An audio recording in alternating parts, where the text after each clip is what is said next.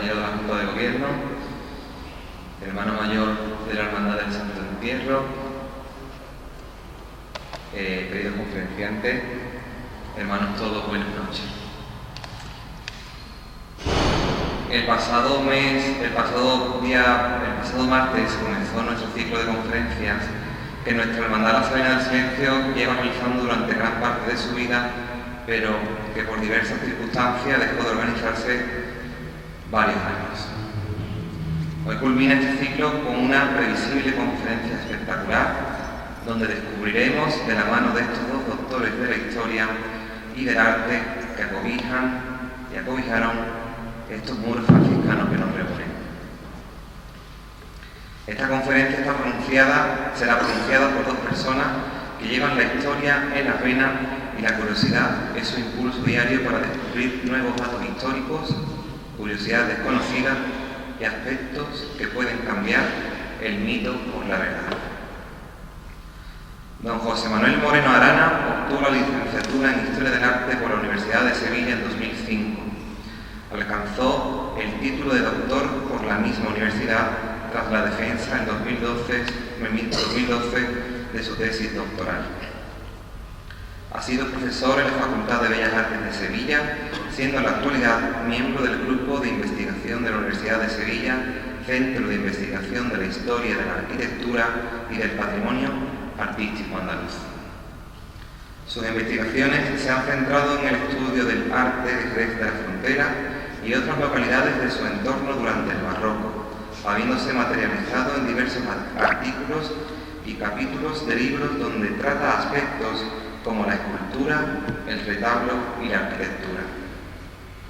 Dentro del ámbito de la imaginería se ha ocupado de escultores como Juan Martínez Montañés, Luisa Roldán La Roldana, Ignacio López, Diego Roldán, Pedro Relling o Cristóbal Ramos. Asimismo, es autor de los libros La policromía en Jerez de la Frontera durante el siglo XVIII, de 2010, y El retablo en Jerez de la Frontera durante el siglo XVIII, en 2014, ambos publicados por la Universidad de Sevilla y basados en su tesina y tesis doctoral respectivamente. En 2022 ha publicado su último libro, El convento de la Santísima Trinidad y la Hermandad de la Humildad y Paciencia de Jerez de la Frontera, una historia compartida.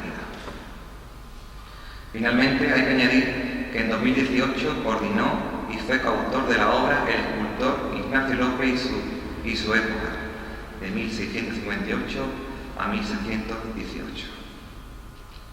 Por otro lado, don Antonio Romero Dorado es licenciado, diploma de estudios avanzados y doctor en Historia del Arte por la Universidad de Sevilla, donde defendió su tesis doctoral sobre la capilla palatina de los duques de Medina Sidonia. En materia de investigación, sus intereses se han centrado en la Escuela Sevillana de Pintura, desde el siglo XVI hasta el XVIII, pero también en otras escuelas y manifestaciones artísticas como la escultura, así como el patrocinio artístico de la alta nobleza española, especialmente el ejercido por la Casa de Medina Sidonia.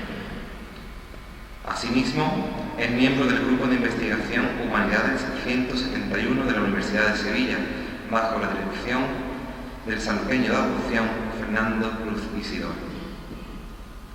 Ha pronunciado diversas conferencias en la Fundación Casa de Medina Sidonia, el Ateneo y la Universidad de Sevilla, y ha realizado fichas técnicas catalográficas para el Museo de Bellas Artes de Sevilla, el Museo de las Ferias de Medina del Campo y el Instituto Andaluz del Patrimonio Histórico. Sus trabajos de investigación han sido publicados por la Universidad de Sevilla, Pablo de Olavide, Málaga, Córdoba, Granada, Extremadura y Autónoma de Madrid y el País Vasco. De igual forma, ha publicado para la revista Arts Magazine, el Instituto Moll de Pintura Flamenca, la Diputación de Sevilla, la Real Academia de Valladolid y el Museo del Prado. En ellos ha dado a conocer nuevas obras del sanluqueño Francisco Pacheco, Luisa Roldán, Hernando de Sturnio, Martínez Montañez, Sebastián Martínez Domerel, Abraham Janssen, Herrera el Viejo, Pedro Roldán, Francesco Gianetti, Juan del Castillo y Bartolomé Esteban Murillo, tanto en solitario como en colaboración con otros historiadores. Su vida laboral desde el 2005 la desarrolla como profesor de educación secundaria en la Junta de Andalucía. Espero que todos los que estamos aquí presentes descubramos nuevamente este templo de San Francisco a través de esta conferencia. Conozcamos profundamente todo lo que albergó, todo lo que atesora actualmente y los artistas que trabajaron para la construcción del mismo. Sin más, os dejo con don José Manuel Moreno Arana y con don Antonio Romero Dorado. Muchas gracias. Muchas gracias a la Hermandad del Silencio por habernos invitado a participar en este ciclo de conferencias, a las demás hermandades que radican en este templo y a todos los asistentes por su presencia. Nuestra charla de esta tarde, como ven, se titula Historia y Arte de la Iglesia de San Francisco. Por lo que a mí respecta, empezaré interviniendo, dando unas breves pinceladas sobre la historia de este convento. Me van a disculpar porque van a ser unos datos muy prolijos y quizá un poco tediosos, pero me parece que es importante que sepamos que este templo es el heredero del antiguo monasterio, como todos ustedes saben, y creo que debemos remontarnos a los orígenes de ese convento. La historia del convento de hermanos franciscanos de Sanlúcar de Barrameda comenzó en 1443, con la escritura de donación del terreno donde se asentaría la comunidad. La propietaria donante de ese terreno fue Mencía Alfonso Muñiz, vecina de Sanlúcar. El documento está datado en la villa de Sanlúcar el 26 de mayo de 1443 y fue otorgado ante el escribano público Pedro Bernal, actuando como testigos Juan de Vera y Diego Alfonso Albani. El terreno donde se asentó en primer lugar este monasterio era una arboleda situada en los barrancos de los Cañuelos, así es como dice el documento, que lindaba con otras arboledas propiedad de la citada Mencía y con una arboleda y viña propiedad de Vicente Martínez, en una zona delimitada en aquel entonces por los arenales de la mar por un lado y por el barranco o la barranca por el otro. Con la donación de la arboleda, Mencía proporcionaba un solar sobre el cual levantar casas para los franciscanos, Fray Juan de Bilbao, Fray Diego de Limpias y otros frailes. Estos frailes no eran andaluces, sino que pertenecían a la provincia franciscana de Castilla. El sitio, que poseía una fuente, era considerado idóneo para los mencionados frailes y para la construcción de los edificios que correría a cargo de 5 vecinos de Sanlúcar, que fueron los benefactores de esta comunidad en origen. Se llamaban Sancho de Vera, Fernando Martínez Bachicao, Alfonso Fernández de Lugo, Antón Pérez y Lope González, este último que era escribano público. En la imagen que les proyecto ahora mismo tienen la lauda sepulcral de uno de estos benefactores, que fue don Alfonso Fernández de Lugo. En 1443, como les digo, decidió fundar este convento en Sanlúcar, pero 2 años antes, en 1441, había fundado lo que hoy conocemos como la Hermandad de la Santa Caridad, el Hospital de la Trinidad, y allí en la iglesia todavía se conserva su lápida, que es la que tienen en la imagen, para que entiendan que este personaje sanluqueño tan importante pues fue el artífice de 2 fundaciones que todavía hoy se conservan, la Hermandad de la Santa Caridad, que es la más antigua de su género en Sanlúcar, y el convento de padres franciscanos. La donante que donó el terreno solo se reservaba para ella unos cerezos que estaban en un extremo de la arboleda, en lo alto de ella, aparentemente en la linde con las otras arboledas de su propiedad que hemos citado antes. Asimismo, en caso de que los frailes fundadores o sus sucesores abandonaran el lugar, en algún momento, doña Mencía renunciaba a esa parcela, a esa arboleda, y sus sucesores no podrían recuperar la propiedad del terreno sin antes haber pagado a los 5 promotores o a sus sucesores el gasto de haber levantado los edificios construidos en ello. Todo eso lo tenemos reflejado en esta copia autorizada, cuyo facsímil tenemos en la puerta de entrada desde hace unos meses, gracias a Óscar Franco, que hizo la fotografía, hizo el facsímil y bueno, es el documento fundacional de este monasterio. Nos parecía muy interesante pues que al entrar en esta iglesia, aunque sea la iglesia nueva, no sea la iglesia antigua, pues el público pudiera ver ese documento fundacional y además con las medidas originales. Es un pergamino que se encuentra actualmente en el monasterio de Loreto, en Espartinas, y bueno, gracias al archivero, ¿no?, el hermano Joaquín, y a la labor de Óscar Franco, pues lo podemos disfrutar todos nosotros.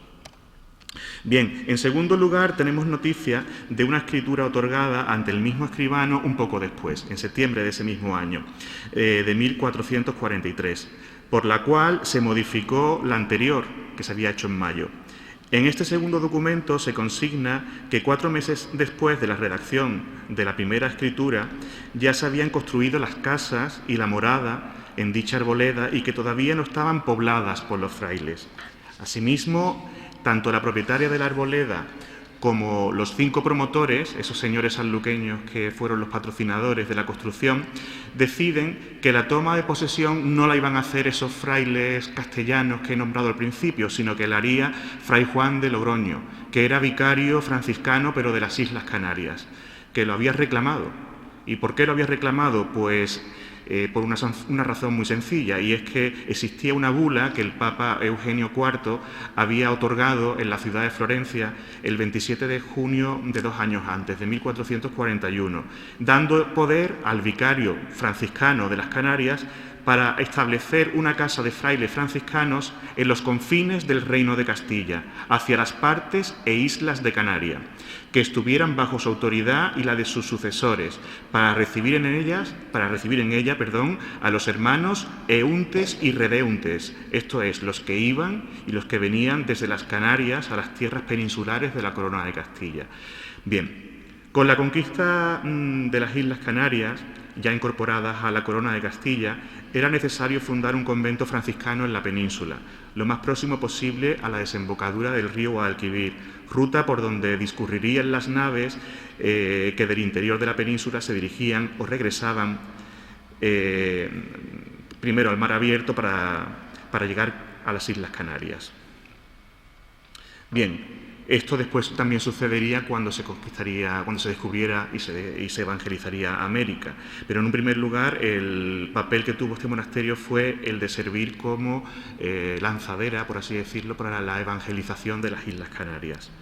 Estas escrituras que he nombrado del año 1443 se conocen gracias a una copia autorizada en pergamino del año 1589.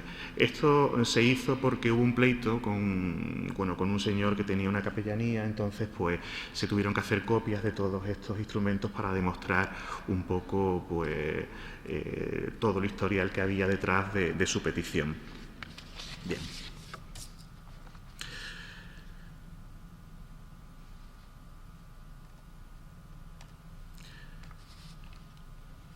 En 1441, poco antes de la fundación del convento, que hemos dicho que fue en 1443, por esa época, en ese año, debió de pasar por aquí, por Sanlúcar, Fray Diego de San Nicolás, que después sería conocido como San Diego de Alcalá, para incorporarse precisamente a las misiones evangélicas en las Islas Canarias.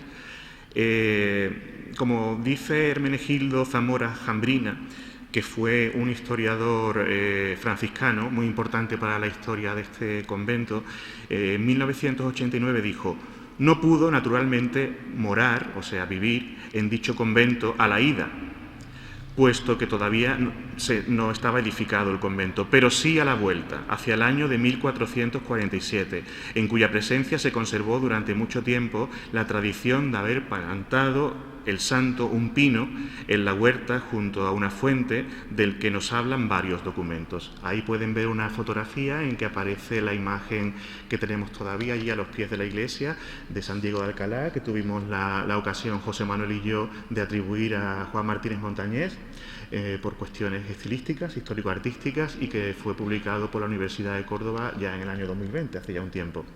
Y que, bueno, después de haber estado un tiempo en el Museo de la Iglesia Mayor de Sanlúcar, pues ha vuelto a su templo. Creemos que es una ubicación que permite que se disfrute más, ¿verdad?, por parte del público, porque anteriormente estaba en esa hornacina, que ahora mismo no vemos bien, pero no se distinguía. Y la verdad es que es una obra de gran calidad, aunque haya llegado hasta nosotros en un estado de conservación que podríamos decir que es mejorable. Bien, a continuación pues tenemos una imagen de la ermita de San Diego. Supuestamente esa ermita, muy reconstruida, pues es la celda que ocupó San Diego cuando estuvo alojado en el convento de Sanlúcar a la vuelta de su misión en las Islas Canarias. Como hemos dicho, este convento, que se llamaba el convento de Santa María de Jesús, aunque todo el mundo lo conozca como San Francisco, realmente su advocación es Santa María de Jesús, se puso bajo la autoridad del vicario de las Islas Canarias desde el primer establecimiento de la comunidad, en 1443. Esta jurisdicción se mantuvo durante 45 años, hasta 1488, cuando la Vicaría de Canarias fue integrada en lo que se llama la Custodia de Sevilla. Pues en las islas tan solo había 2 conventos franciscanos habitados por pocos frailes y parecía como que no era necesario mantener esa vicaría. Así lo decretó la Congregación General de la Orden Franciscana, celebrada en Toulouse en 1487, y así lo estableció el Papa Inocencio VIII. La unión de ambas vicarías, de Canarias y de Sevilla, finalmente se materializó al año siguiente, en 1488. Pero la relación entre los franciscanos sanluqueños y las Canarias no se limitó a este periodo ni a esta circunstancia. Por ello, en esta ocasión pues, vamos a poner las fotografías de 2 retratos que representan a 2 frailes sanluqueños que fueron obispos de Rubicón. Rubicón es la antigua sede de la primera sede episcopal de las Islas Canarias, que está en el sur de la isla de Lanzarote. Fueron Fray Alfonso y Fray Juan de Sanlúcar. Recordemos que en 1404 se conquistaron definitivamente para Castilla las Islas Canarias y que en la más cercana a la península, en Lanzarote, se creó la diócesis de San Marcial del Rubicón, que fue la primera que tuvo Canarias, mediante una bula del Papa Benedicto XIII. De este modo, la fortaleza y la capilla que había allí, que era realmente un pequeño castillo y una capilla muy pequeña, pues se convirtieron nada más y nada menos que en sede episcopal, algo más nominal que real. Y en consecuencia, los primeros obispos de esta sede pues fueron humildes padres franciscanos, entre ellos 2 sanluqueños. Ese mismo año se emitió una bula, la bula Romanus Pontifices, y en ella se nombraba a Fray Alfonso de Sanlúcar su primer obispo. Sin embargo, su episcopado fue complejo porque se produjo durante lo que la Iglesia o la historia de la Iglesia se llama el Cisma de Occidente, cuando los estados católicos se dividían entre la obediencia a Benedicto XIII y a Inocencio VII. De hecho, desde 1406, la corona de Castilla obedecía al Papa Inocencio y no al Papa Luna, que sin embargo había nombrado a este obispo, a Fray Alfonso, obispo de este territorio castellano, como era Canarias. Por ello consta que en 1412 el fraile todavía residía en Sevilla, a cuyo sínodo diocesano asistió en marzo. Más de 2 años después, por una bula del otro papa, el Papa Luna, expendida en Peñíscola el 8 de diciembre, sabemos que el pontífice había despojado a Fray Alfonso de su dignidad episcopal, pero le restituía a ruego del franciscano, autorizándole a viajar a su diócesis y advirtiéndole que se quedaría sin la licencia episcopal si no se presentaba en la isla en un plazo de 3 meses, con lo cual esto nos da a entender que este hombre, aunque fue investido obispo, nunca llegó a ir a las Canarias hasta que el Papa no le puso las pilas, por así decirlo. Claro, hay que tener en cuenta que era un territorio poco poblado, poco apetecible, y aunque parecía muy digno ser obispo del Rubicón, pero aquello era prácticamente una guarnición militar con una capilla pequeña. Y además en un momento en el que la Iglesia Católica pues vivía un cisma, había 2 papas, entonces no era fácil esa coyuntura.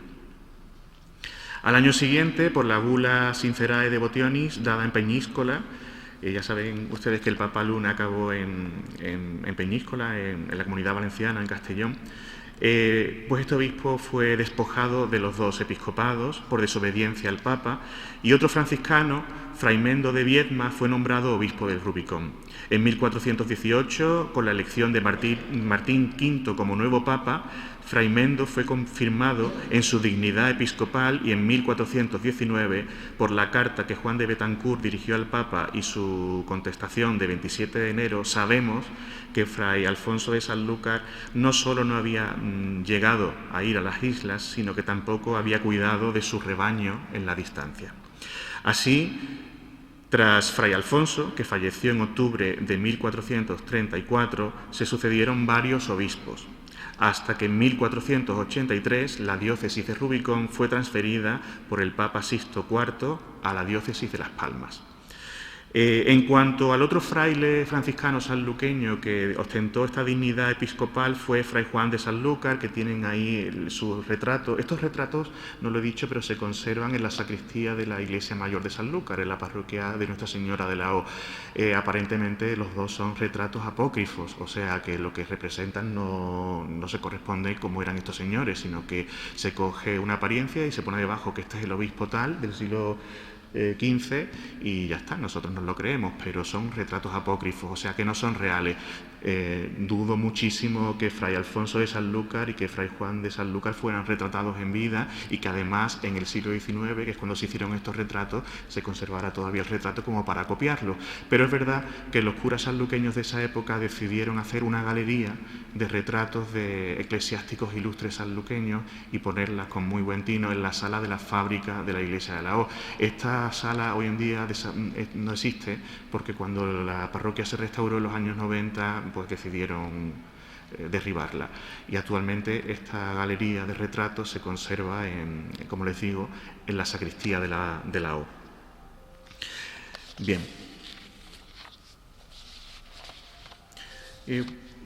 Si continuamos,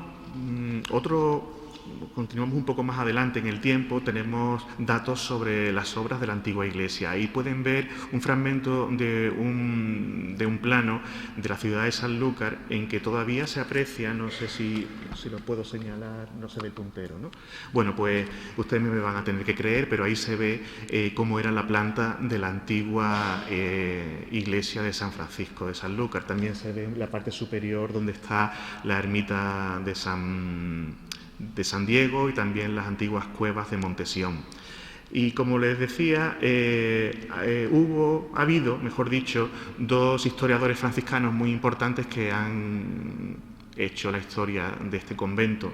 Y uno de ellos, Hermenegildo Zamora Jambrina, en el año 2003, 2004, porque realmente es una información que procede de un congreso que se celebró en el 2003, decía que a estas últimas podía haberse destinado el cuantioso donativo de 140.000 maravedíes y de 10 castellanos de oro donados para ciertas obras en el convento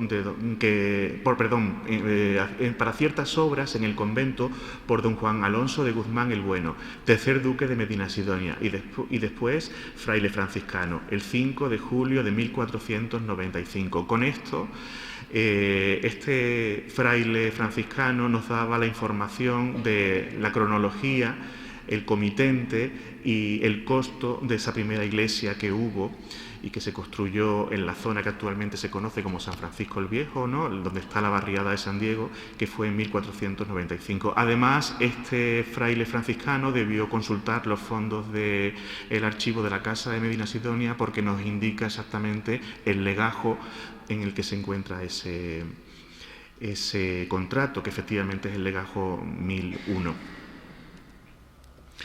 Otro tema interesante para la historia de este convento es el tema sobre los cambios de jurisdicción. Aquí muchas veces se ha dicho que este convento pertenecía a las Canarias, otras veces se ha dicho que pertenecía a las Indias, ¿no? A América. Realmente este es un tema que también fue tratado en su día, en 1988, por este mismo fraile franciscano.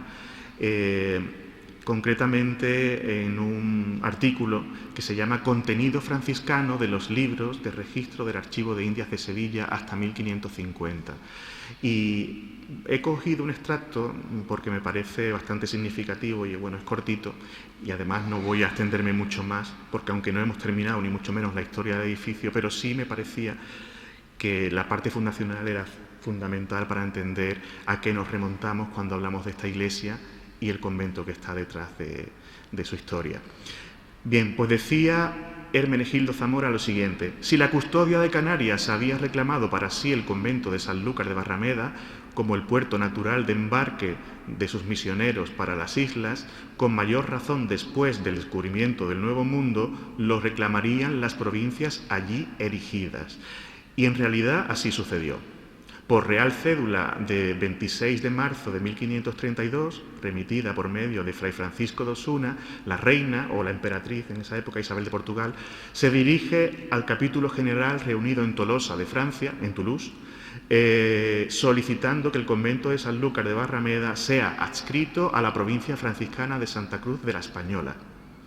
El emperador, a su vez, el 20 de mayo de 1533, con el mismo fin, remite cédulas a su embajador en Roma, al conde de Cifuentes, también al Papa y al ministro general de la Orden franciscana y asimismo al duque de Medinasidonia, señor de la villa, indicándoles además que el ministro general ya había accedido.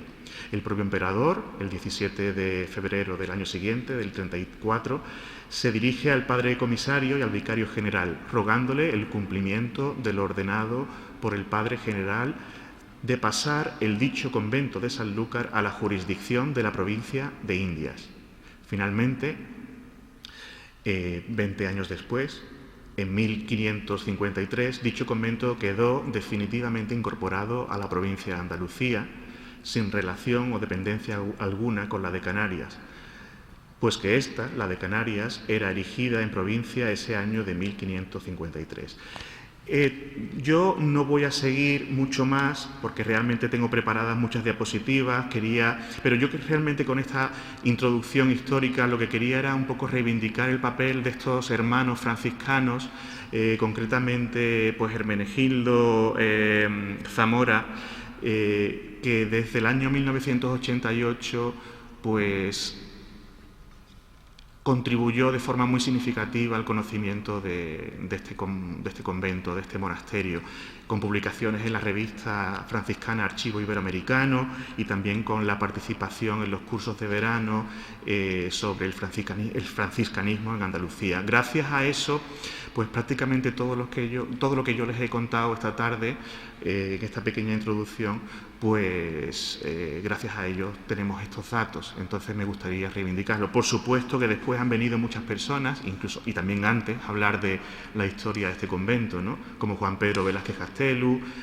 Manuel Jesús Márquez Moy, Fernando Cruz Isidoro, José Manuel Moreno Arana, Antonio Romero Dorado, Óscar Franco, la Fundación Puerta de América, en fin, un largo etcétera. No quiero dejarme a nadie atrás, pero básicamente estas personas hemos sido los que nos hemos dedicado a esto. También el hermano Ortega en 1515 hizo la transcripción de la escritura fundacional y esto está publicado desde entonces. Entonces, bueno, yo tengo muchas más diapositivas porque esta conferencia es de alguna manera la secuela de una que ya dimos hace un tiempo y yo les hablé de muchos temas pictóricos y patrimoniales, etcétera, muchas cosas que podríamos hablar, pero para no extenderme mucho más y dejarle espacio a José Manuel, que nos va a deleitar con su intervención, pues yo creo que esto, si acaso, lo podríamos hablar en el coloquio o dejarlo para otra ocasión. Realmente aquí hay mucho de lo que hablar, pero yo creo que con esto es suficiente. Por mi parte, le cedo la palabra a don José Manuel Moreno Arana. Muchas gracias.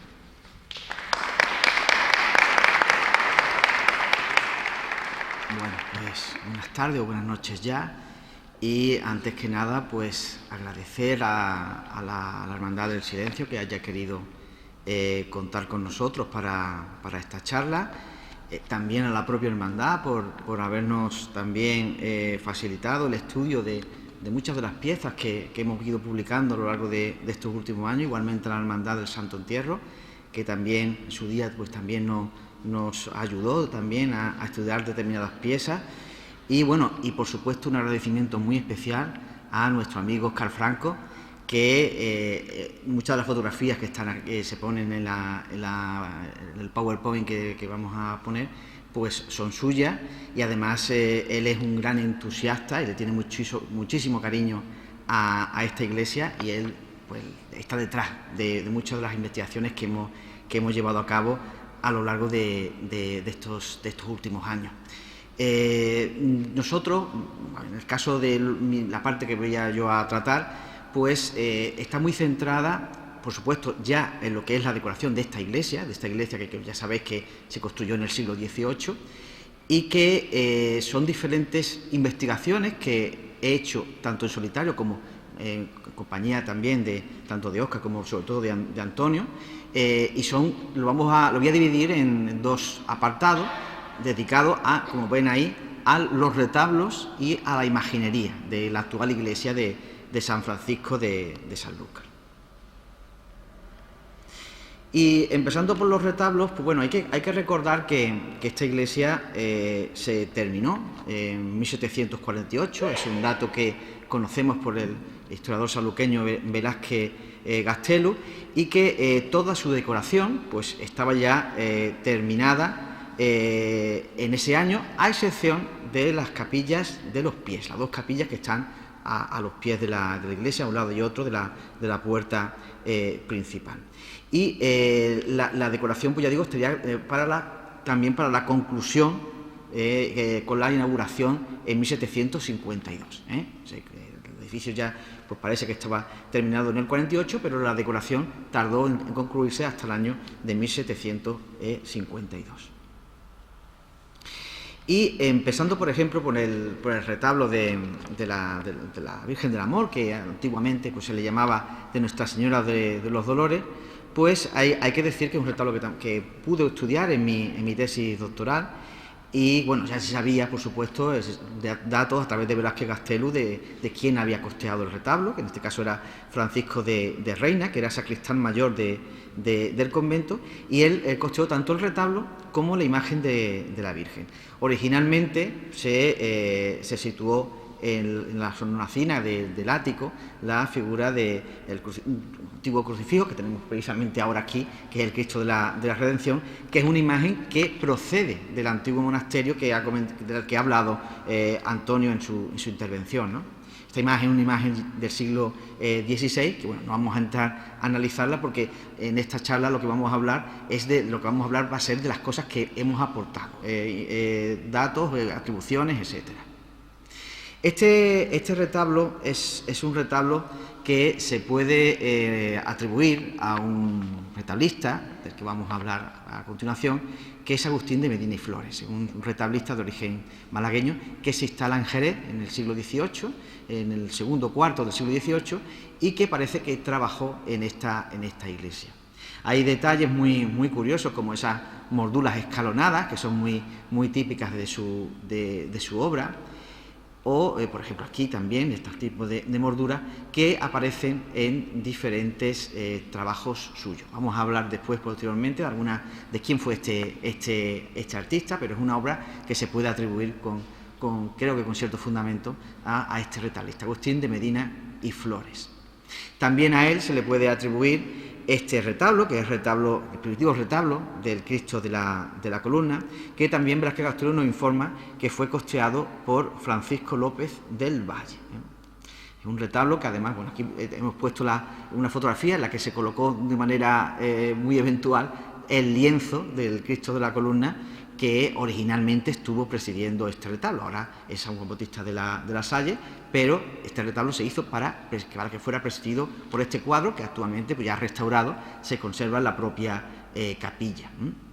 Aquí pongo varios detalles de este retablo, que es muy interesante en cuanto a talla. Fíjense también el detalle de las molduras escalonadas, que es como un sello particular de este artista. Ya estos retablos fueron atribuidos ya por mí en un artículo que le dediqué a Agustín de Medina y Flores en el año 2007, y también, pues, como digo, lo he tratado en mi tesis doctoral. Es un artista de origen malagueño, aunque sabemos que pasó por Granada, trabajó en Granada, y posteriormente termina en Jerez, convirtiéndose en el principal retablista de Jerez en aquellos años del segundo cuarto del siglo XVIII. Y además, pues, dejó importantes trabajos para toda la comarca. Sabemos además que colaboró bastante con él Diego Roldán, que es un escultor del que vamos a hablar también mucho en esta conferencia. Y que él fue prácticamente la mayoría de las obras de Agustín de Medina y Flores, como por ejemplo este retablo de la iglesia de San Dionisio de Jerez, pues para la imaginería contó con bastante frecuencia con el escultor Diego Roldán. Aquí tenemos también un detalle de este retablo, que es uno de los principales retablos que tenemos en Jerez de esa época. Son retablos de estípites, que son esos soportes que aparecen articulando estos retablos en esta época. Aquí pongo otra vez pues, los mismos detalles que hemos dicho de esas molduras escalonadas que se convierten como en un sello especial de este artista. O, por ejemplo, el retablo de la capilla del Rosario de los Montañeses de la iglesia de Santo Domingo de Jerez, que es otra de las grandes joyas de la retablística del barroco del 18 en Jerez de la Frontera. Otra obra, por ejemplo, la iglesia de San Miguel, también de Jerez, el retablo de Ánimas. Pues en este retablo vemos también nuevamente los detalles, ¿no?, de esa mordura escalonada que se convierte, como digo, en algo consustancial a su propia obra, ¿no? Este retablo, por ejemplo, que está en la Catedral de Jerez, el retablo del Cristo de la Viga, es una obra, además, que tiene un detalle que nos va a recordar mucho a otro retablo que hay en esta iglesia, que es este pabellón de telas encoladas, en este caso mucho peor conservado que el que tenemos aquí, que está bastante bien conservado, y esta foto es de hace ya unos años.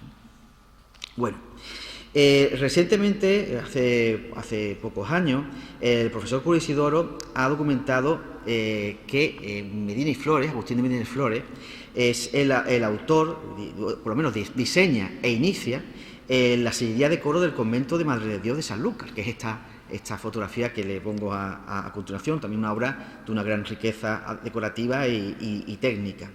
Una obra que hace entre 1751 y 1752, es decir, paralelamente a los trabajos de decoración de esta iglesia de San Francisco. Algo que creo que fundamenta aún más la atribución de estos retablos que he comentado anteriormente al propio Agustín de Medina y Flores. Llama la atención también que en esta obra, esta sillería de coro, que es también una de las grandes piezas del barroco sanluqueño, pues interviene un artista que es Pedro Ascencio. Pedro Ascencio fue un retablista que estuvo afincado aquí en Sanlúcar y que pienso que pudo haber terminado parte de los retablos que tenemos a continuación tras la propia participación de Agustín de Medina y Flores, al igual que ocurre en esta sillería de coro de Madre de Dios. Sabemos también por Velázquez Castelo que el retablo de San José, que tenemos aquí, pues es una obra que también sabemos quién la costeó, un tal Simón Antonio García de Lemos Pastrana, que además aparece también en la reja que cierra la capilla, con la fecha de 1751, lo cual nos permite establecer una cronología que lógicamente está dentro de los años que hemos dicho de conclusión de la decoración de esta iglesia. Esta fotografía es histórica porque esta fotografía la hice en 2005. Fíjense que desde 2005 estoy dándole vuelta a la iglesia de San Francisco de Sanlúcar. Y porque es una obra que también pues me parecía que también estaba dentro de la órbita también de Agustín de Medina y Flores. Las esculturas son de Diego Roldán, también han sido atribuidas por el profesor Cruz Isidoro. Y en este caso, en esta fotografía, podemos ver este retablo pues en todo su esplendor, ¿no? Aquí tenemos una fotografía, un detalle de este retablo que además los estíbites, que son esos soportes que parten de una especie de pirámide invertida, truncada y alargada, sobre la que después se van superponiendo molduras, elementos decorativos. Pues en este caso, parte de la propia estípite, pues tiene una figura de un ángel atlante, muy singular y muy peculiar, y que le da un valor añadido a este retablo, que, como digo, es una obra muy interesante. Los retablos colaterales pues seguramente se hicieron ya en el último momento de esta decoración de la iglesia de San Francisco. También Velázquez Castelo pues informa que estos retablos colaterales, y también el mayor, y el de San Antonio, fueron costeados por una serie de personajes. Él habla de Fray Juan Buceta, que murió en 1748, que fue en parte un benefactor de la propia Iglesia, de su amigo Antonio Rodríguez, que a través de su albacea, el albacea de este último, Francisco Uptón de Fuentes, pues se hicieron todos estos retablos de lo que es la zona de la cabecera, los colaterales, el mayor y el de San Antonio. En el caso del retablo del Santo Entierro, que también pues está en este colateral, bueno, voy a poner también esta fotografía, que también es histórica, del retablo con su iconografía original, con las esculturas en la hornacina central de San Joaquín, Santa Ana y la Virgen Niña, que son los primitivos titulares de este retablo, hoy ocupado por la imagen del resucitado. Y luego el retablo del Santo Entierro pues tiene esa particularidad que, como hemos comentado, que también hemos visto en ese retablo del Cristo de la Viga de Jerez, de que utiliza un pabellón de telas encoladas, no piel de camello, como se ha llegado a decir, sin ningún criterio, porque es una obra de telas encoladas. Es quizás la más espectacular de este tipo que tenemos en la provincia de Cádiz y, bueno, incluso en Andalucía, porque son un conjunto muy grande, muy espectacular, muy escenográfico. Esto es muy propio del barroco, esa idea de lo teatral, lo escenográfico. Esto está aquí bastante claro, ¿no? Como esas cortinas que están descorriendo una serie de angelitos, ¿no? Además, bueno, con un buen criterio se ha colocado, pues, dos de los angelitos que estaban debajo, pues se han colocado arriba, porque tienen esa función de descorrer ese cortinaje, y es el gran interés que tiene este retablo. Aquí, bueno, por aquí una fotografía antigua, en la que, bueno, en el caso de Velázquez Castelo, nos dice además que las imágenes que en el año, cuando se inaugura el retablo, en 1752, dice que eran efigies antiguas. En el caso del Cristo, está claro, una imagen del siglo XVI que procede de la antigua iglesia, el antiguo convento de San Francisco el Viejo. En el caso de la Virgen vamos a ver que no. La Virgen seguramente o se sustituyó posteriormente, o bien pues Velázquez Castelo pues se le fue ese dato. Y sabemos que el estofado, todo lo que es la policromía de este retablo, pues fue costeado por Francisco Uptón de Fuentes también. Unos detalles muy curiosos que tiene este estofado, esta policromía, que es una policromía chinesca. Ahora daremos un poquito más datos de esta moda chinesca que se pone en boga a mediados del siglo XVIII. Es algo propio del arte rococó. Y en este sentido, pues el retablo de San Antonio, que también fue financiado por Francisco Uptón de Fuentes, pues incorpora, en este caso, un retablo también de estípites, que están dentro de esa órbita de Medina y Flores, y bueno, de estos artistas que hemos comentado, pues incorporó también imágenes procedentes del antiguo convento, la imagen de San Antonio, la imagen de San Diego, y también el Nazareno del Silencio, el actual Nazareno del Silencio, que también procede de la antigua iglesia de San Francisco, que se situaba justamente en el ático, donde, bueno, esta fotografía también tiene sus años, como pueden imaginar, y también el retablo está luciendo con todo su esplendor sin nada delante, que eso es algo importante, que no tiene nada delante, es algo, yo lo siento, pero me parece algo muy desafortunado lo que se está haciendo con los retablos de esta iglesia, ¿no? Tapando obras de esta calidad. Bueno, pues este retablo está de esta época y también está en esa línea de estos artistas, ¿no? Y de hecho, bueno, la imagen que vemos arriba es la de San Buenaventura, que vamos a hablar a continuación, que es una obra que es de la Roldana, ¿no? Aquí pongo un detalle también de este retablo, de la decoración muy rica, también de la policromía, que hemos dicho que está dentro de esa línea, de esa policromía chinesca, propia del rococó. Fíjense cómo aquí pues, aparecen incluso figuras de animales, de pájaros, ¿no?, en torno a esta policromía. Aquí un detalle, este tipo de decoración está inspirada en muebles lacados que venían de Oriente, de China sobre todo, de Japón, de la cerámica también chinesca, que se pone de moda en esa época y que se utiliza también en la policromía de estos retablos. Sabemos en este sentido que hubo un dorador afincado en Sanlúcar por los mismos años, que es Salvador Rosillo.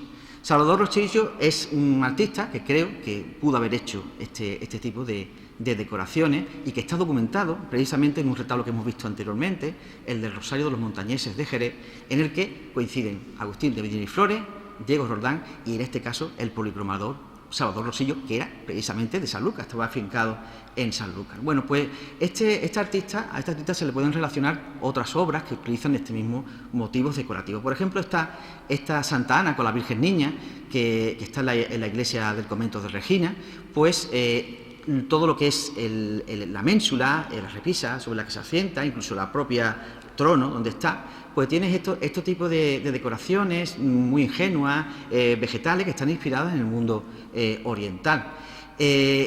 Incluso en uno de los órganos de la iglesia mayor, de la O, vemos incluso ya, que creo que también está puede ser también obra de Salvador Rosillo, esta fotografía es de Antonio, pues aparecen ya motivos incluso que son claramente chinescos, ¿no? Figuras pagodas, no sé si le llegan a la vista, pero son figuras de sabios taoístas, de pagodas, inspiradas claramente en el arte oriental. Y también en esta iglesia tenemos este órgano fantástico, la caja del órgano, tiene también una decoración, en este caso no es estofada, en este caso es a punta de pincel, con estos fondos, con esos toques azules, que como pueden ver está también inspirada en el mundo oriental. Esto es una moda que se pone en boga en este momento y que parece que este dorador y pintor, Salvador Rosillo, pues pudo haber cultivado este tipo de temas en diferentes obras y además fechadas en esta época, porque además sabemos que este órgano estaba terminado cuando se inaugura la iglesia en 1752. El retablo mayor. Bueno, el retablo mayor es también una obra tallada con estípites, como pueden ver, pero es un poco más avanzado. Fue lo último que se hizo de la decoración de la iglesia. ¿Por qué? Porque ya utiliza un elemento decorativo ya propio del rococó, que es la rocalla. La rocalla, que son esa especie de concha de forma asimétrica, pues es algo típico del tercer cuarto del siglo XVIII. Y aquí creo que pudo intervenir pues Pedro Asensio, que también vemos que aparecía trabajando en el retablo en la sillería de Madre de Dios, y que terminando una obra de Agustín de Medina y Flores. Y yo creo que realmente pues aquí quizás empezaría un diseño de Medina y Flores, pero terminó con la intervención de Pedro Asensio. ¿Por qué digo esto?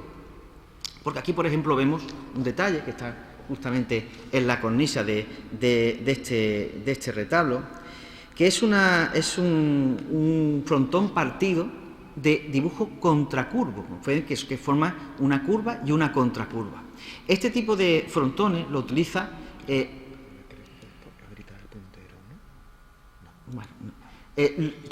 Pedro Asensio también en una obra que está documentada, porque también la menciona Velázquez Castelo como suya, que es el retablo de Santo Domingo, el retablo mayor de Santo Domingo de Sanlúcar, donde aparece también el mismo tipo de frontón, por lo cual creo que este retablo pudo haber sido, si no terminado, al menos hecho, haber intervenido en él, si no lo avisó desde el principio, sí al menos terminado, por este artista, por Pedro Asensio, que fue un retablista afincado en Sanlúcar en el siglo XVIII. Incluso vemos que este tipo de frontones también aparecen en los dos retablos colaterales, el de Santo Entierro y el antiguo del Santa Ana, San Joaquín y la Virgen Niña, que creo que pudo haber intervenido también Pedro Asensio en él. Son cuestiones que yo he planteado también en mi tesis doctoral.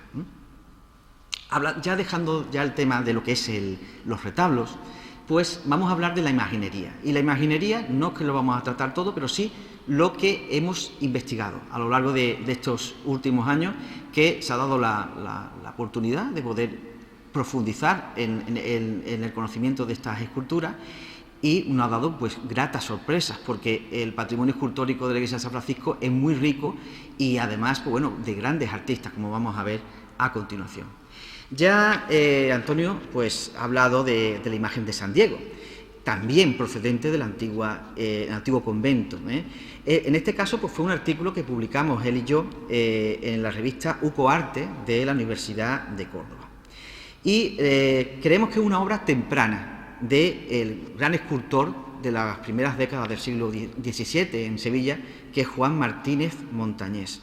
¿Por qué? Porque la obra tiene paralelismo con su estilo y con obras documentadas de este artista. Por ejemplo, esta imagen que tienen arriba, a la derecha, es el San Pascual Bailón de la parroquia de Santa María la Coronada de Medina, que es una obra que está documentada. Fíjense, por ejemplo, el tratamiento del cabello que tiene en relación con la propia imagen de San Diego. O esta imagen, esta Santa Ana, que se conserva en la iglesia del Buen Suceso de Sevilla, que nos permite ver pues, cómo se ha hecho lo que es la cara, se ha modelado la cara de una manera muy similar. Fíjense, por ejemplo, en los párpados, fíjense, por ejemplo, en la boca, ¿no? En la nariz, en las cejas, por ejemplo, ¿no? Cómo existe una estética muy similar en este caso. Son dos obras muy diferentes, las dos documentadas, pero que nos muestran distintos detalles que están presentes en la imagen de San Diego. O, por ejemplo, este detalle de la escena del bautismo de Cristo, que se conserva en la iglesia de la Anunciación de Sevilla. Fíjense, por ejemplo, cómo Cristo pone los brazos, las manos, con una expresión, con una gesticulación muy parecida a la imagen de San Diego. O, por ejemplo, también traemos aquí la imagen de San Francisco de Asís del convento de Santa Clara de Sevilla. También es una obra documentada y que nos permite establecer pues, paralelismos con el propio modelado de los ropajes. Fíjense cómo el hueco incluso que crea uno de los pies, cómo se retrazan y se crea pues, un plegado muy parecido en una imagen y otra. Es una obra que ha pasado muy desapercibida porque está en una situación pues, bastante precaria, está muy repintado, no conserva la policromía original, pero nosotros hemos planteado que pudo ser una de las primeras obras que hace precisamente Martínez Montañés. Estaríamos fechando la imagen en torno a 1590 y 1591, todavía en el siglo XVI. Además, en este artículo planteábamos también un paralelismo que nos ayuda también a encuadrar esta imagen en esa cronología tan concreta. ¿Por qué? Porque sabemos, es también un estudio que hicimos sobre un escultor, Hernando Lamberto, que es un escultor holandés que se instala en Jerez a finales del siglo XVI, pues este escultor tiene documentado un San Diego para la iglesia de San Francisco de Jerez, que es el que está en la foto central que tienen aquí. Y esta imagen es de 1591-1592, cuando se terminó. Pues ven que está repitiendo el mismo modelo de la imagen de San Francisco de Sanlúcar, y esta imagen está en San Francisco de Jerez. Lógicamente había contacto entre los dos conventos de la misma orden, y es normal que se le encargara a un escultor, en este caso más endeble, como en el caso de Lamberto, una réplica de esa imagen que debió de llamar mucho la atención porque era de uno de los grandes escultores de la época.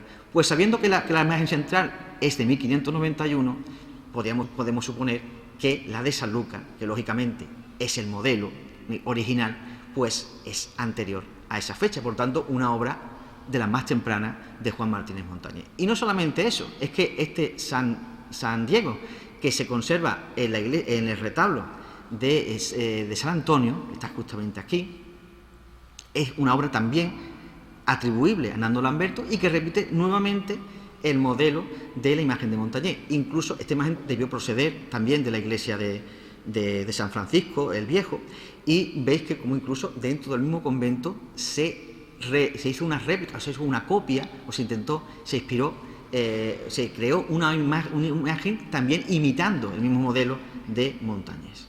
Una imagen que tenemos aquí, que también hemos atribuido a este escultor, que es un escultor pues muy discreto, pero que trabajó mucho desde Jerez para toda la comarca, ¿no? Esto es algo importante. Es algo que siempre incido y que están viendo a lo largo de toda la charla que estoy dando. Algo importante para entender el patrimonio de Sanlúcar, de Jerez, del puerto, es entender el contexto comarcal en el que nos estamos moviendo. Eso es crucial para entender nuestro patrimonio. No podemos hacer historia del arte en Sanlúcar sin tener en cuenta la historia del arte de las ciudades y pueblos limítrofes, porque los artistas se van moviendo de un lado a otro. Bueno, esta imagen, que también dimos a conocer hace relativamente poco, la publicamos junto también Antonio, Óscar y yo. Esta imagen es el resucitado que está justamente ahora aquí localizado, que hasta hace muy poco tiempo pues se encontraba fuera del culto y un poco abandonado. De hecho, es una imagen que necesita una restauración bastante profunda, como pueden ver. Esta imagen, todo parece indicar que perteneció originalmente a la Hermandad del Santo Entierro. De hecho, sabemos que la Hermandad del Santo Entierro de Sanlúcar organizaba una procesión el Domingo de Resurrección, al menos antes de 1623, por tanto, en torno a 1623, por lo cual esta imagen tiene que ser anterior a esa fecha, porque cronológicamente cuadra dentro de una cronología entre finales del siglo XVI y principios del siglo XVII. Hay un detalle muy curioso que tiene esta imagen para fecharlo en esa fecha, que es esos mechones como tirabuzones que caen a ambos lados de los hombros, que está inspirado claramente en obras de finales del siglo XVII y principios del XVII en la escuela sevillana. Por ejemplo, esta que está arriba es un resucitado que hace Jerónimo Hernández para la Hermandad de la Quinta Angustia de Sevilla en 1582. Y el otro detalle que pongo aquí también es una imagen de una Magdalena, que forma parte del relieve del descendimiento de la iglesia de San Vicente de Sevilla, que es una obra documentada de Andrés de Ocampo, también de 1603, 1605. Por tanto, obras de finales del siglo XVI, principios del XVII, que repiten ese peculiar detalle de esos mechones en forma de tirabuzones que son propios de la escuela sevillana de esa época. Todo eso nos ha llevado a fechar esta imagen en torno a esos años. Es una obra también que ha llegado muy deteriorada, muy repintada, muy rehecha, pero que tiene un valor histórico importante. Bueno, la imagen de Jesús del Silencio. Pues en este caso fue una atribución que publiqué hace muy poco en el Boletín de Arte de la Universidad de Málaga. En este caso también es una imagen, pero que procede de ese antiguo convento de San Francisco el Viejo, y por tanto no se hizo para esta iglesia. Sabemos que además que allí en San Francisco el Viejo tenía su propia capilla antes de 1700, que es una fecha en la que los franciscanos decidieron abandonar el viejo convento y que es una obra que parte con claridad de los modelos de un gran escultor que estuvo afincado en Málaga, pero que era de origen granadino, que es Pedro de Mena. De hecho, si comparamos pues esta imagen con la imagen del Señor del Silencio, con este Ceomo, que es obra de Pedro de Mena, pues vamos a ver muchos paralelismos. Lo vemos en esos rasgos de ese rostro alargado, delgado, ese dolor contenido, los labios, que son muy poco carnosos, por ejemplo, la talla de la barba, esa talla bífida de la barba, muy peculiar. Estamos hablando de un escultor, en el caso del Señor del Silencio, que está en la órbita, que no es Pedro de Mena, pero está en la órbita, que imita su estilo. Es una obra claramente que hay que situar dentro de la escultura malagueña de la segunda mitad del siglo XVII.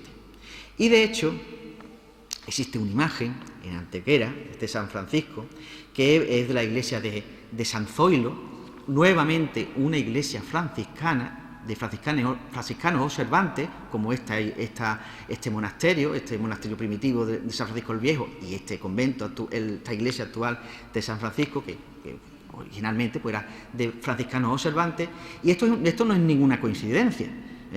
A través de las órdenes religiosas, pues trabajaban artistas para diferentes lugares, y esta es la causa por la que en la iglesia de franciscana de Antequera y en la iglesia franciscana de Sanlúcar haya dos imágenes muy parecidas y seguramente de un mismo autor.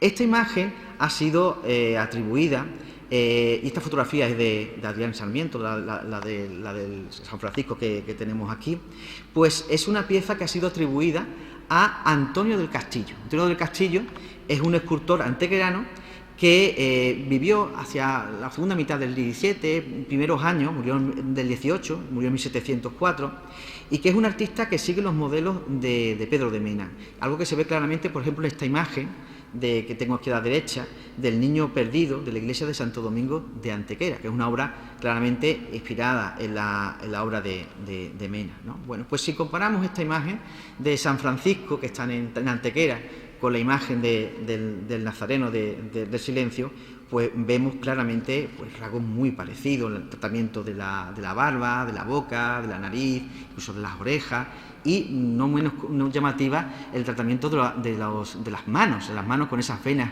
muy marcadas, con esos nudos también pues muy marcados, el propio dedo pulgar. Todo eso nos habla de una estética similar y de una autoría conjunta, en el caso que podemos plantear que es Antonio del Castillo, este escultor antequerano. Bueno, este retablo dijimos que originalmente cuando llega la imagen del Silencio aquí a la iglesia nueva de San Francisco, pues se instala en la hornacina de arriba, justamente de arriba. ¿Pero qué posteriormente se colocó allí? Pues la imagen de San Buenaventura. La imagen de San Buenaventura, esta fotografía es también del año 2005, está la imagen antes de que se le cayera la mascarilla. No sé si seguramente muchos de vosotros pues conoceréis la historia de que a la imagen se le cayó la mascarilla, que de hecho todavía hoy, aunque está ahí, la imagen no se ha restaurado, se le pegó la mascarilla, pero no se ha restaurado en profundidad.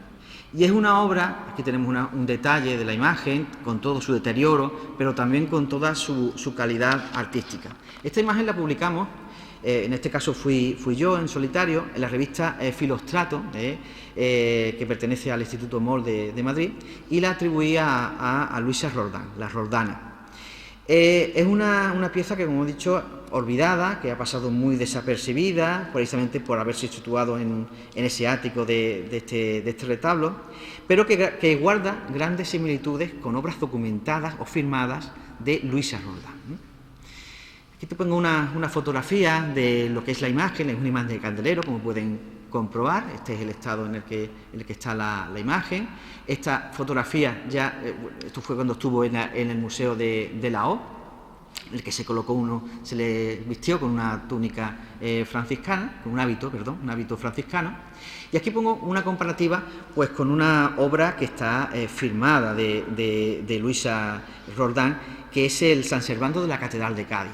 Creo que es evidente los rasgos físicos, la nariz, los ojos, los párpados, la boca muy carnosa, esa nariz muy chata, digamos, entre comillas, muy ancha, esa barbilla también muy redondeada. Nos está hablando claramente del estilo de Luisa Roldán. No deja de ser llamativo que muchas veces pues, se hayan creado atribuciones muy fantasiosas a Luisa Roldán.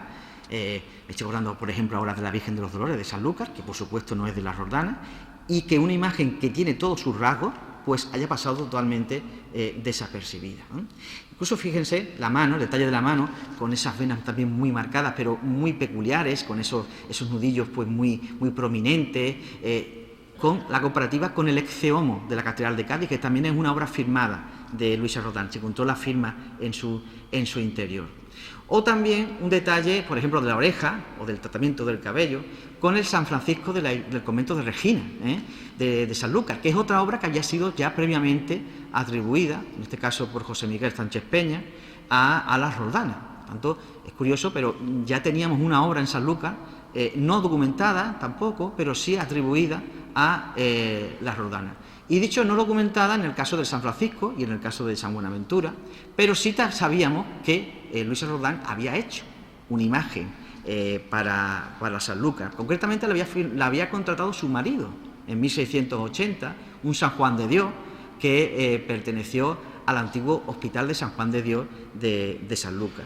Y esta imagen, pues la identificamos, en este caso también con Antonio Romero, con esta cabeza que se conserva en la iglesia de la O, y que, curiosamente, y esto también lo tengo que remarcar, va a formar parte de una exposición que se va a inaugurar dentro de unos días en Valladolid, monográfica sobre Luisa Roldán, en el Museo de Escultura de Valladolid, lo cual pues nos alegra mucho que una atribución que hemos hecho, bueno, una identificación que hemos hecho con una obra documentada de Luisa Roldán, pues vaya a formar parte de una exposición monográfica sobre esta artista, algo que es una de las pequeñas satisfacciones que nos da la investigación, ¿no? Bueno, aparte de Luisa Roldán, un escultor que trabajó muchísimo en esta iglesia fue su sobrino, Diego Roldán. Diego Roldán es un artista sevillano, como digo, sobrino de la Roldana, nieto de Pedro Roldán. Su padre era también escultor, Marcelino Roldán.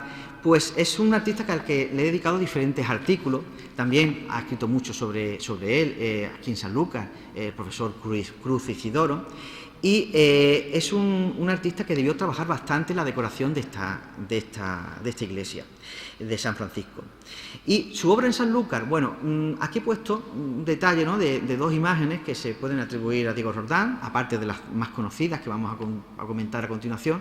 Por ejemplo, este San Pascual Bailón, que está en el retablo de San Antonio, y esta Magdalena, que ahora está aquí, que forma parte de la decoración del retablo de la Virgen del Amor. Pero teníamos documentado ya en Sanlúcar, concretamente el profesor Cruz Isidoro, este San Juan de la Hermandad del Nazareno, que es una obra documentada de Diego Roldán y que es una obra de 1759.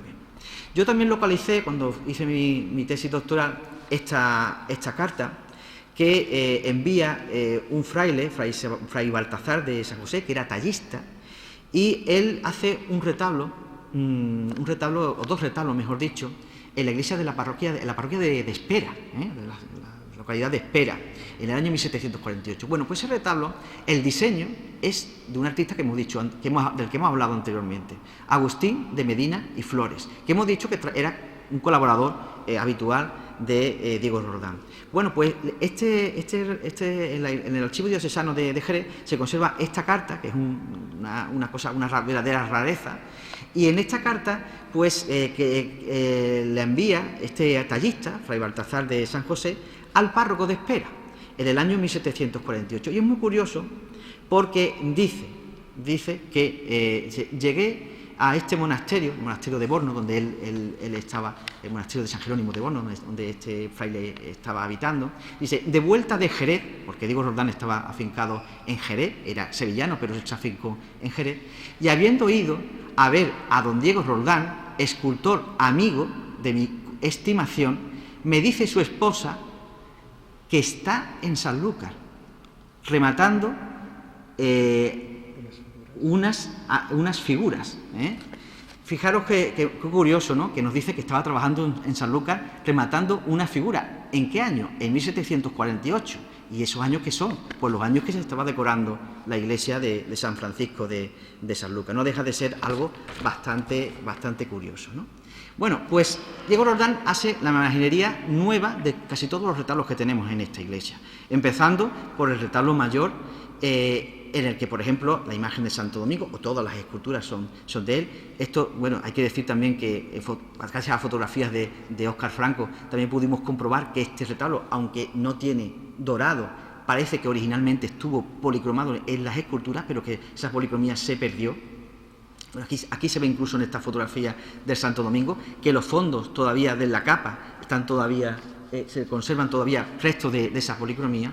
Bueno, pues aquí os pongo una comparativa de este Santo Domingo con el Santo Domingo del retablo del Rosario de los Montañeses de Jerez, que es una obra documentada de Agustín de Medina y Flores en la arquitectura del retablo y en la escultura de Diego Roldán. Veis que repite el mismo modelo, los mismos rasgos físicos, etcétera.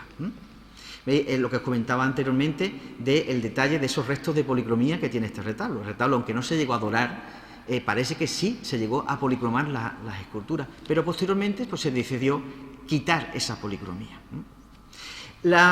El retablo de San José, bueno, todas las esculturas, los ángeles, la figura de la Santa Ana con la Virgen Niña, todo responde al estilo de Diego Roldán. Y aquí también pongo una comparativa del San Joaquín, que está en ese retablo, con el San Joaquín, también documentado, del retablo de San Dionisio de Jerez, que es una obra también documentada y en la que colaboran ambos artistas, Medina y Flores y Diego Roldán.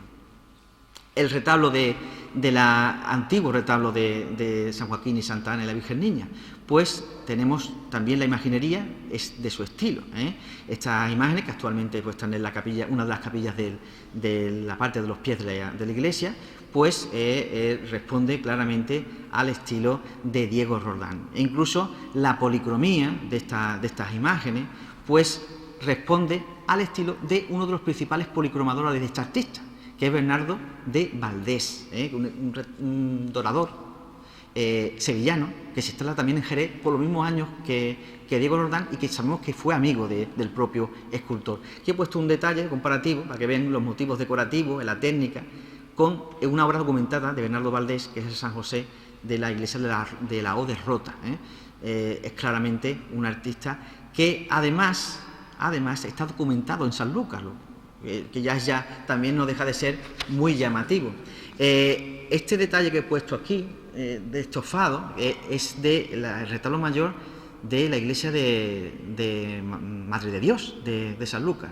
Bueno, este retablo había sido atribuido, la policromía, tuve la oportunidad de atribuirlo a este policromador, a este dorador, Bernardo de Valdés. Bueno, pues el profesor Cruz Isidoro ha localizado la documentación que prueba que esta atribución no iba yo mal encaminado, porque es obra de Bernardo de Valdés y también pues de unos años muy parecidos a los que también de mediados del siglo XVIII, por los mismos años en el que se hace la decoración de esta iglesia. Y llegamos a la imagen de la Virgen del Amor, la antigua Virgen de los Dolores. Bueno, la imagen de la Virgen del Amor es una de las grandes obras, sin duda, de Diego Roldán, y es una obra que además tenemos la virtud, o la gran virtud que tiene esta imagen, es que conserva la policromía original del siglo XVIII. Bueno, es una de las grandes obras, sin duda. También la Virgen de la Soledad es otra de las grandes obras que afortunadamente pues, se conservan en esta iglesia. No están documentadas, pero sí responden claramente a su estilo, ¿no? Aquí he puesto también un detalle de esta imagen muy expresiva.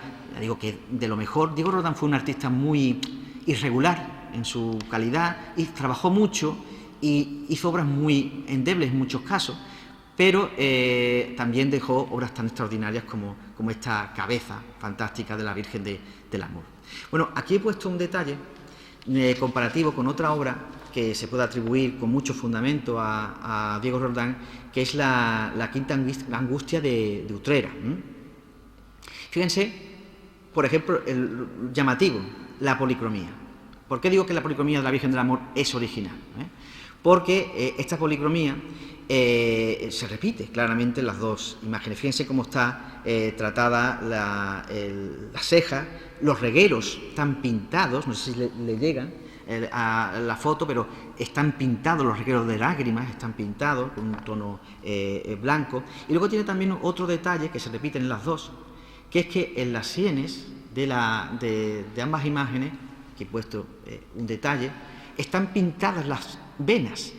Ese detalle es algo muy típico de un pintor dorador que hemos comentado anteriormente, que es Bernardo de Valdés, que es el policromador, uno de los policromadores propios o habituales, mejor dicho, de Diego Roldán. Esto, insisto en ello, los escultores en el siglo XVIII, XVII, no policromaban sus propias esculturas, las hacían pintores y doradores. Esto es algo importante que hay que dejar claro, que muchas veces, pues, actualmente los imagineros policroman sus propias imágenes. Esto no era lo habitual en esa época, y había artistas que colaboraban entre sí. Esta imagen de la Virgen de la Quinta Angustia de Utrera es una imagen que la policromía, el estofado, está muy en la línea de este artista, por lo cual podemos decir que es de Bernardo de Valdés. Además, formaba parte, conjunto, con una imagen que ha aparecido en las firmas.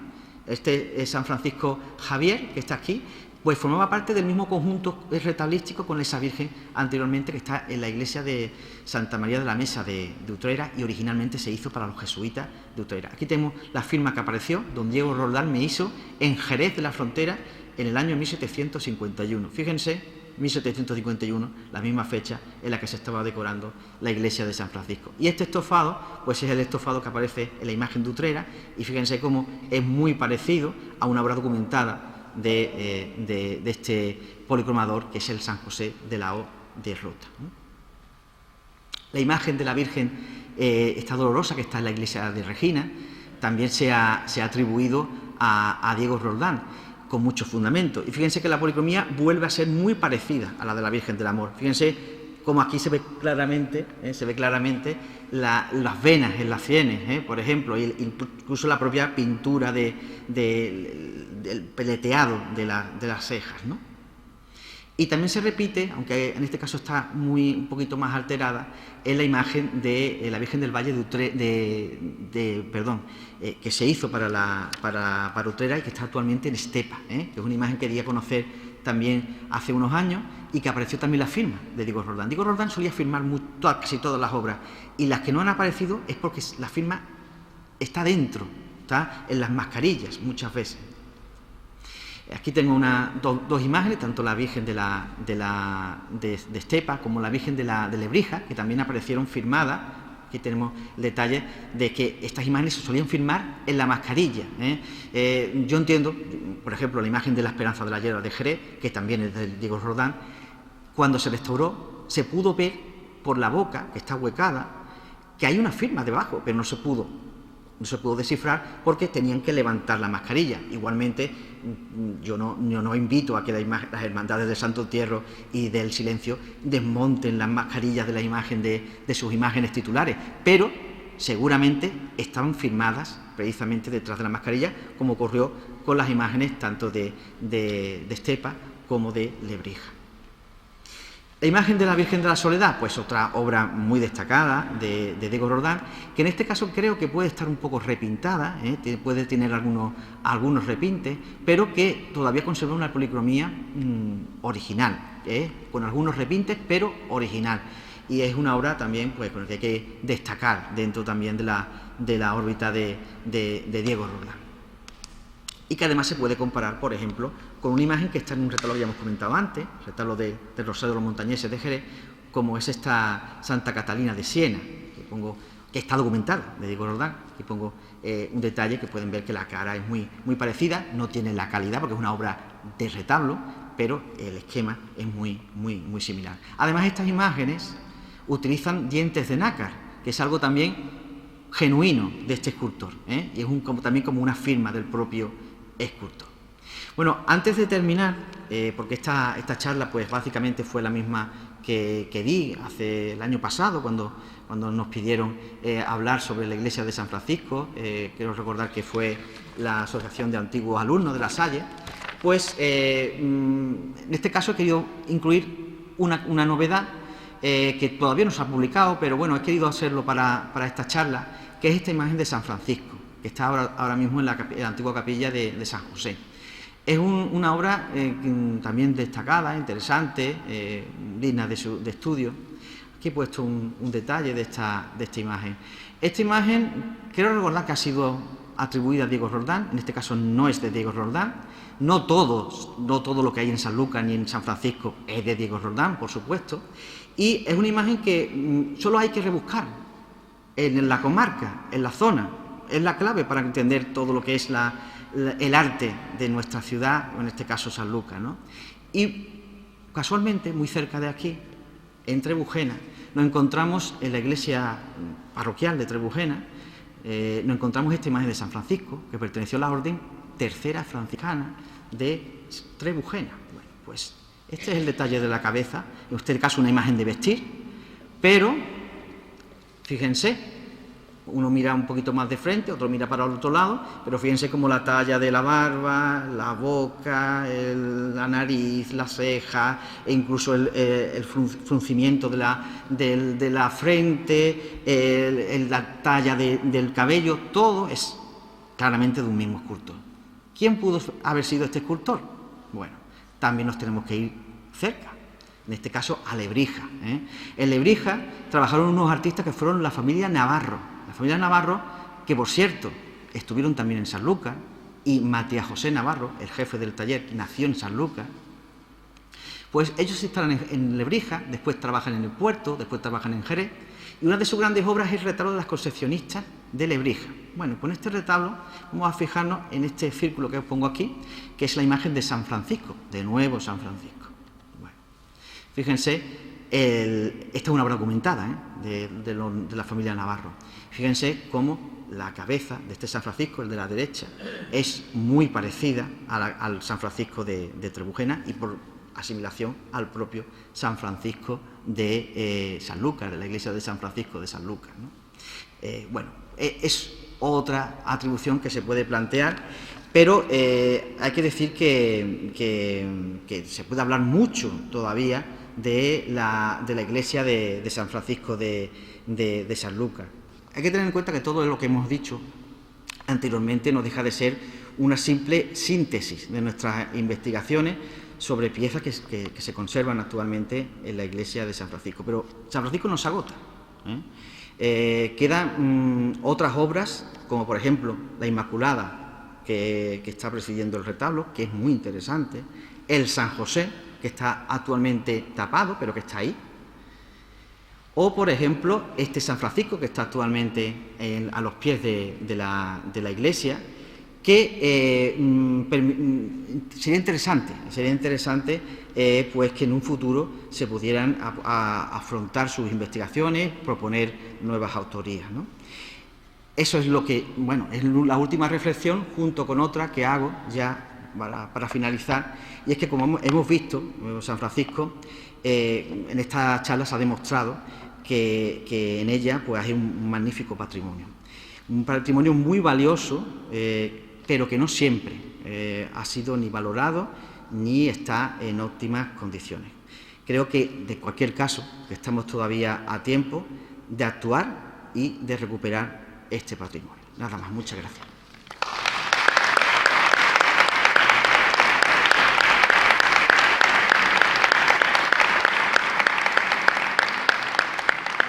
Yo sé que nos hemos extendido mucho, pero si hay alguna pregunta, pues estaremos encantados de responder.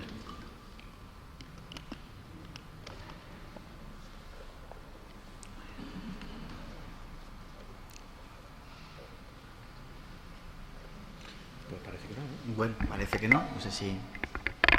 ¿Sí? Quisiera preguntar sobre un retablo que no se ha hablado de él y bueno, nosotros personalmente nos gustaría que nos hablara de él, que es el retablo donde actualmente está la imagen del silencio, que es el que está al final de la iglesia.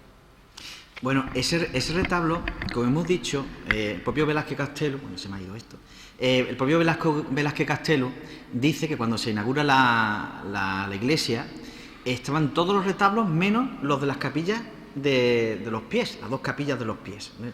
La que está enfrente pues no conserva el retablo original, pero esta sí, ¿no? Ese retablo yo creo que se hizo lógicamente en época posterior a la inauguración de la iglesia. Es posterior a 1752, una obra rococó, por tanto con columnas ya clásicas propias de ese estilo, y hay que fecharlas pues por lo menos en los años 60, 70 del siglo XVIII. La policromía también es de esa época. Está claro que, porque la iconografía que está, todos los motivos de pasionistas que están en el retablo, pues nos hablan de que la imagen que estuvo presidiendo ese retablo fue la imagen de Jesús del Silencio, Jesús Nazareno, como se le llamaba originalmente a la imagen. Está claro que la imagen se pasó de la hornacina del retablo de San Antonio a ese retablo, cuando se construye el retablo, pues en esa fecha, porque originalmente dice Velázquez Castelo que estaba en el retablo de San Antonio. Por tanto, es una obra que hay que situar posterior a la inauguración del retablo, de la iglesia, y en torno a los años 60-70 del siglo XVIII. Yo no sé quién es el autor, si es lo que pregunta. Pero bueno, es una obra que está dentro de la órbita de los retablistas que trabajan en Sanlúcar en esa fecha, que hay retablos rococós muy interesantes de ese momento. Y bueno, es una obra también por estudiar. No, como digo, todo esto no se agota, queda todavía mucho por investigar, pero cronológicamente hay que situarlo en esa fecha, años 60-70 del siglo XVIII. Sí. También dos cositas que no habéis comentado, que por ejemplo las puertas de y otra, esa puerta que también está muy parecida también a la puerta que Ajá. ¿sabéis algo? Bueno, esto no sé si Antonio puede comentar, porque hemos dicho que hemos hablado de cosas que hemos investigado y no de todo, no hemos intentado tampoco analizarlo todo, y aún así hemos hablado mucho. Claro. Bueno, en el caso de la puerta de los pies del templo, yo traía unas diapositivas aquí porque es que evidentemente hay mucho más. Tenemos un patrimonio pictórico en el edificio. Un momentito. Y bueno, y dentro de ese patrimonio pictórico pues hay obras de Antonio o de Francisco Borrego, más bien sería por cronología, como esta también. Un momentito. Y tenemos también efectivamente esas puertas pintadas tan interesantes que, bueno, además han sido estudiadas por el profesor Fernando Cruz Isidoro en el año 2022 en ese artículo sobre pintura ilusionista, ¿no? Algunos trampantojos barrocos en Sanlúcar de Barrameda. Yo aprovecho la ocasión para decir que es lamentable el estado de conservación en el que se encuentra una obra tan importante, ¿no? Y sobre todo por el lado que no está visible, ¿no? Por el otro lado, que pertenece al atrio de la iglesia, que es un espacio que sin duda pues los propietarios y los gestores y los que disfrutan de este edificio deberían tener la sensibilidad de recuperar, porque entrar en este edificio desde aquella fachada tan monumental y a través de ese atrio, pues cambiaría totalmente la percepción que se tiene de este templo. Nosotros afortunadamente tenemos la libertad para poder expresarlo desde nuestra formación y desde nuestra independencia, y esperemos que de alguna manera eso vaya calando poco a poco, porque además yo entiendo la necesidad de almacenar los pasos, pero los pasos pueden estar allí montados de una forma un poco más decorosa que permita el acceso, ¿no?, al templo por su acceso principal, que la verdad es que dignificaría muchísimo este templo maravilloso que con vuestro esfuerzo pues se conserva. También tampoco hemos hablado de este cuadro, ¿no?, de Cristo flagelado contemplado por el alma cristiana, que es un modelo que se repite en otros sitios de Sanlúcar, como en el Palacio Ducal o en el convento de Dominicas de Madre de Dios. Tampoco hemos hablado del retrato tan interesante de la Capilla San José, del matrimonio Pastrana. En fin, hay muchas cosas que nos hemos dejado atrás, como por ejemplo el hecho de que el San Buenaventura, una obra de primera categoría de la Roldana, pues no se haya restaurado, y que desgraciadamente la obra de la Iglesia de la O pues sí esté actualmente en un Museo Nacional, en el Museo Nacional de España de Escultura en Valladolid, y esta obra, si estuviera en condiciones, seguramente también estaría allí, para orgullo de todos los sanluqueños y también de los miembros de las hermandades de este templo tan maravilloso. Lo mismo podríamos decir de esto, ¿no? O sea, nos hemos dejado muchas cosas atrás, sin duda. También nos hemos dejado otras cosas buenas, como por ejemplo esto que publicaba yo en Facebook en el año 2020, ¿no?, cuando las hermandades, si no me equivoco, pues pusieron de su dinero para que el edificio pues estuviera en mejores condiciones, ¿no? Y decía yo, esta mañana he estado viendo las obras que se han realizado en la iglesia de San Francisco, en la parroquia de San Nicolás, ¿no?, la feligresía. La verdad es que el resultado me parece muy bueno. Por ello quisiera felicitar a las 3 hermandades que radican en dicho templo por el esfuerzo económico que han realizado para llevar a cabo la obra. No sé si alguien más ha participado, perdón si he omitido a alguien. Después alguien en los comentarios dijo que el colegio también había participado. lo cual me parece fabuloso. Según me han dicho, se ha utilizado mortero de cal, que es un material compatible con el ladrillo tradicional. No ha sido una intervención integral, por lo tanto el acabado es parcial. Hay gente que dice, bueno, eso es un parche, bueno, un parche que era necesario, y muchos apenas notarán la diferencia, pero se ha ganado muchísimo en seguridad y en durabilidad. Las labores de mantenimiento son fundamentales. Y decía yo también, ojalá algún día este edificio sea declarado BIC, bien de interés cultural, ojalá se pinte algún día de manera integral, en ocre y rojo, como sabemos que estaba pintado y todavía se ve, ojalá se restaure la fachada de cantería de los pies, que es una obra fabulosa. Es una estampa excepcional, no suficientemente valorada por los sanluqueños, con detalle de labra de la piedra, pues fabuloso, ¿no? Una calidad además de la piedra que podía ser martelilla perfectamente, con lo cual hubo una intención de durabilidad y un empeño, un esfuerzo muy grande por las personas que pagaron esto. Sin embargo, bueno, pues a pesar de los esfuerzos se nos siguen cayendo los paños de azulejos. Entonces, realmente esto es fácil decirlo. Bueno, no es tan fácil decirlo porque lo más cómodo es callarse la boca y no señalarse, pero ustedes no se lo van a tomar como algo personal, porque esto es una responsabilidad también de las autoridades, de las eclesiásticas, de las civiles, de las hermandades, de la sociedad civil en general. Pero yo creo que había que decirlo, porque este edificio es un edificio muy singular, hecho de una vez, un estilo muy concreto, algo así como lo que se hizo en la Merced en su día, un edificio integral, y bueno, pues ha vivido momentos mejores, con un aspecto un poco más digno en general. Y está clarísimo que es un edificio que, por ejemplo, su imagen titular, porque este era el convento de Santa María de Jesús, pues una imagen que, como ha dicho José Manuel, es una imagen interesantísima, una policromía fabulosa, una volumetría muy interesante que se encuentra en un estado de conservación francamente lamentable.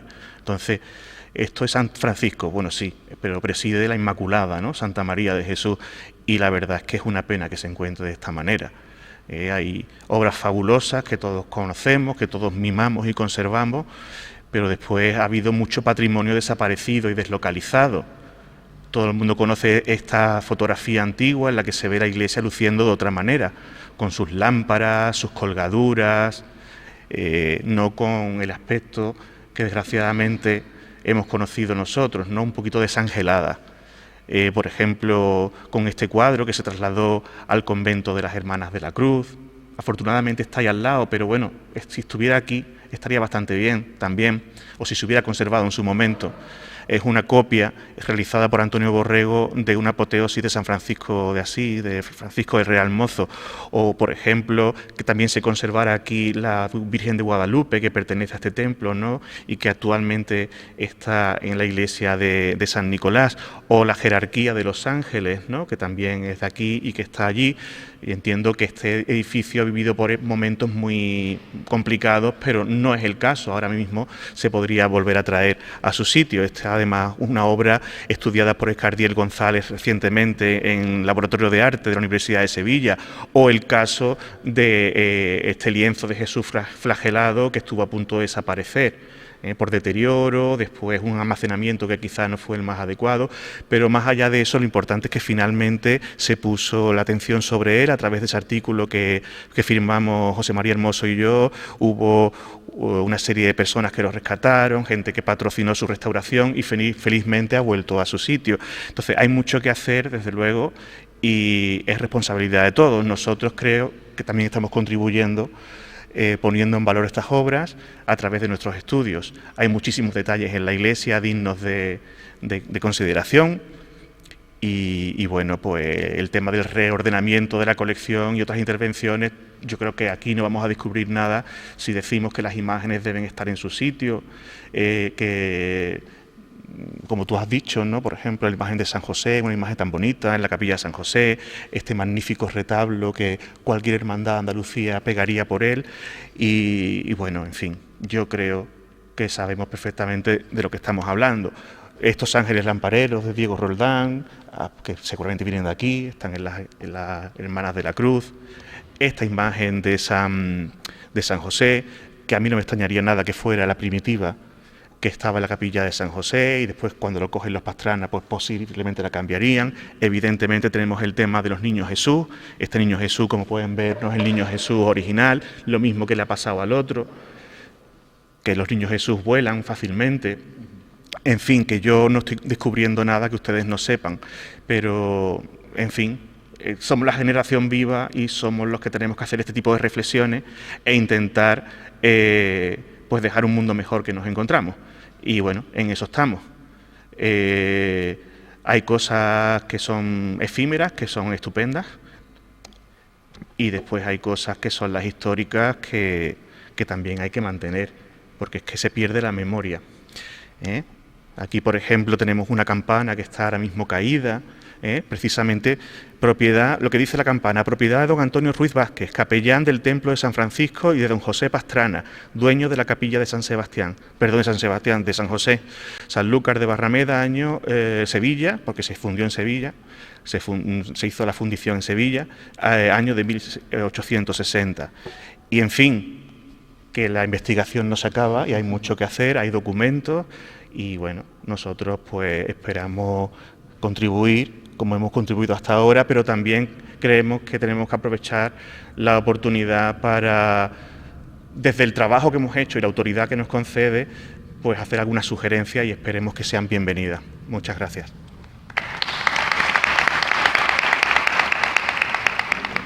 Bueno, pues yo creo que hemos tenido una conferencia maravillosa, donde se ha descubierto diferentes aspectos y características de nuestra iglesia que muchos ya conocíamos, pero que otros detalles pues desconocíamos y que viene a implementar la historia y el arte de estos muros en lo que nos encontramos. Muchas gracias, Antonio, muchas gracias José Manuel por esta conferencia. Os animamos a que sigáis investigando y aportándonos los datos de este tesoro que necesita tanta restauración y tanta inversión, pero que desde la humildad de las corporaciones católicas que nos encontramos aquí pues intentamos mantenerlo y llevarlo día a día, por lo menos abierto al culto. A continuación tiene la palabra nuestra hermana mayor Isabel Palma, que va a agradecer. Cuando empezamos este ciclo de conferencias y ahora que ya la estamos terminando, creo que no hay, ha sido la mejor opción que hemos tenido de contar con estos magníficos conferenciantes para terminar, como digo, este ciclo de conferencias que hemos empezado, que hemos retomado después de tantos años. Y desde aquí, yo y Dani ha dicho más o menos lo que yo pensaba decir. Por las hermandades que estamos aquí en este templo, sabemos que hay muchísimo que hacer, evidentemente, pero que dentro de las posibilidades nuestras y de lo que podemos hacer, pues mantenemos por lo menos el templo en las condiciones en las que mínimamente, según nuestras posibilidades, puede estar, y con todo nuestro esfuerzo y nuestras posibilidades dentro de lo que se puede hacer. Nos gustaría, por supuesto, todas aquellas instituciones que pudiesen contribuir, pues lo hicieran, y es lo que se debería hacer, porque es un templo que desde luego merece la pena conservar, y que a los saludeños pues nos gustaría que se conservase como debe estar. Bien, después de esto, pues el agradecimiento a vosotros, como digo, parece ser que por todo lo que ha dicho Antonio os queda mucho material para otra conferencia, y como hemos cobrado este ciclo, no os preocupéis, seguramente podemos tener material a lo mejor para otra en un futuro. Os agradezco vuestra intervención, como he dicho, y también quiero hacer un agradecimiento especial a nuestro hermano Oscar por la mediación que nos ha facilitado, al Colegio de Alsaia también, porque sin su colaboración tampoco hubiese sido posible, y en la persona de su director, lo agradezco desde aquí, y por supuesto a todos los miembros de la Junta de Gobierno, que se han esforzado mucho para que este ciclo de conferencia pues vuelva a retomarse. Y muchas gracias a todos. Ahora le vamos a dar un pequeño obsequio a los conferenciantes. Muchas gracias.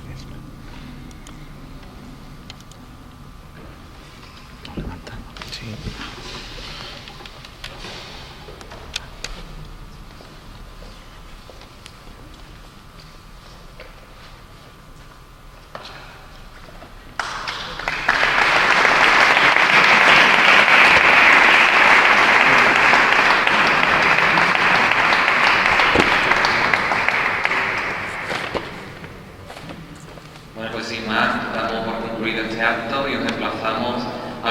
sábado a la función solemne de Cristo Rey, aunque no tengamos a nuestro presidente, a nuestro titular, nuestro padre sobre el silencio, sí tenemos a nuestro titular victífero, el Señor de la Redención, que estará en solemne desafío durante todo el día, y a las 7 de la tarde tendremos las solemnes funciones.